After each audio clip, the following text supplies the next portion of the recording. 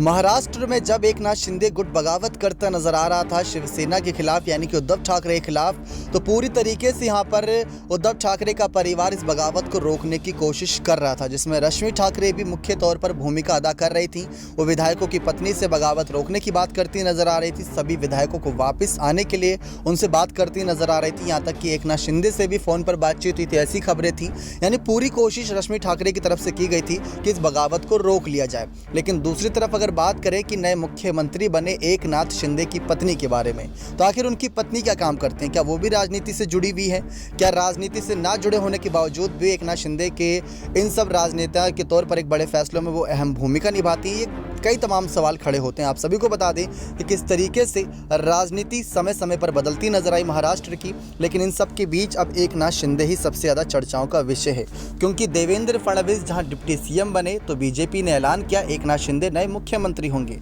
आपको बता दें कि किस तरीके से कई सारी घटनाएं घटी थी एकनाथ शिंदे के जीवन में, जिसको कहीं ना कहीं नज़रअंदाज करने की कोशिश कर रहे थे। राजनीति से भी दूर होने का फैसला कर लिया था, लेकिन उनकी पत्नी ने ऐसे में काफ़ी बड़ी भूमिका अदा करी। पत्नी भी पूरी तरीके से टूट चुकी थी। अपनी आंखों के सामने अपने बच्चों को खोने के बाद डिप्रेशन में होने के बावजूद लता शिंदे ने ना खुद ज़िंदगी से हार नहीं मानी और ना ही अपने पति शिंदे को मानने दी। लता ने यहाँ पर एकनाथ शिंदे को भी संभाला और साथ ही साथ अपने परिवार को भी संभालती नजर आई और एक मजबूत कंधे के तौर पर काम करती नजर आई और कदम कदम पर एकनाथ शिंदे का साथ देती रही। और आज देख सकते हैं कि किस तरीके से एकनाथ शिंदे मुख्यमंत्री पद पर हैं। एकनाथ दंपति ने अपने जीवन में वो दौर देखा जिसको सुनकर ही आपके रोंगटे खड़े हो जाएंगे। एकनाथ शिंदे का हंसता खेलता परिवार था, लेकिन एक दिन ऐसा आया था कि एकनाथ और उनकी पत्नी लता की आंखों के सामने उनके दोनों बच्चे पानी में डूबकर कहीं ना कहीं इस दुनिया से अलविदा कह गए थे। अपनी आंखों के सामने अपने बच्चों को खो देने के गम में डूबी मां लता इस हादसे से टूट चुकी थी, लेकिन उन्होंने अपने पति और परिवार को पूरी तरीके से संभाले रखा और जो मुसीबत का दौर था उससे बाहर निकाला।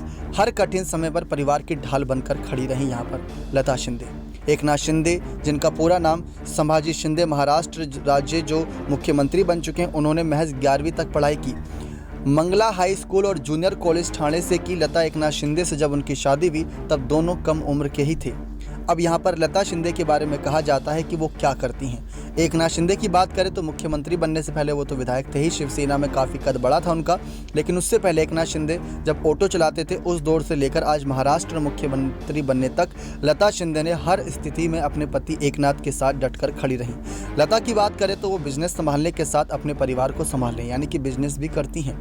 आपको बता दें किस तरीके से एकनाथ शिंदे और लता शिंदे का एक बेटा है जिसका नाम श्रीकांत शिंदे है, जो एक और ऑर्थोपेडिक सर्जन है और जिन्हें कल्याण निर्वाचन क्षेत्र से लोकसभा के सदस्य के रूप में निर्वाचित किया गया, जो एनसीपी के आनंद परांजपे को हराकर एमएनएस के राजू पाटिल और शिवसेना से हार गए।